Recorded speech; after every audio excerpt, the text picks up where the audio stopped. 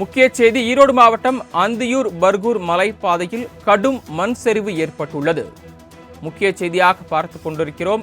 பர்கூர் மலைப்பாதையில் கடும் மண் சரிவு ஏற்பட்டிருக்கிறது. ஈரோடு மாவட்டம் அந்தியூர் பர்கூர் மலைப்பாதையில் கடும் மண் சரிவு ஏற்பட்டுள்ளது. முக்கிய செய்தியாக பார்த்து கொண்டிருக்கிறோம்.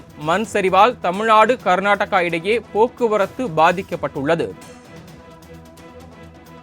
ஈரோடு மாவட்டம் அந்தியூர் பர்கூர் மலைப்பாதையில் கடும் மண் சரிவு ஏற்பட்டிருக்கிறது.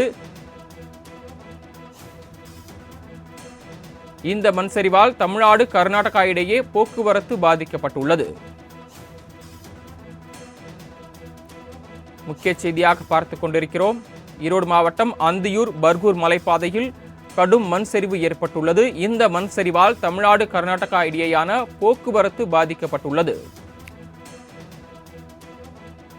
கூடுதல் விவரங்களை வழங்குவதற்காக செய்தியாளர் சதாசிவம் இணைப்பில் காத்திருக்கிறார். சதாசிவம், அந்தியூர் பர்கூர் சாலையில் மலைப்பாதையில் கடும் மண் சரிவு ஏற்பட்டிருக்கிறது. இதற்கான காரணம் என்ன? இதனால் போக்குவரத்தும் பாதிக்கப்பட்டிருக்கிறது.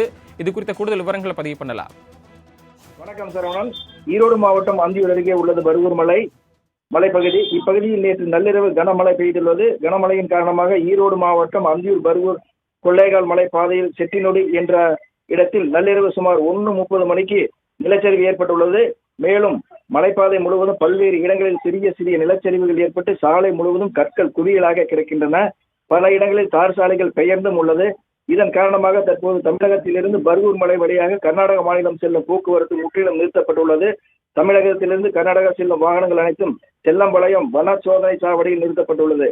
அதேபோல் கர்நாடகத்திலிருந்து தமிழகம் வரும் வாகனங்கள் பர்கூர் காவல் நிலைய சோதனை சாவடியில் நிறுத்தப்பட்டுள்ளது. போக்குவரத்தை சரி செய்யும் பணியில் போலீசார், வனத்துறையினர் மற்றும் நெடுஞ்சாலைத்துறையினர் ஜேசிபி இயந்திரங்களை கொண்டு நிலச்சரிவு ஏற்பட்ட இடங்களில் மண்களை அகற்றும் பணியில் ஈடுபட்டு வருகின்றனர். திருவண்ணம், தாங்கள் வழங்கிய தகவல்களுக்கு நன்றி சதாசிவம்.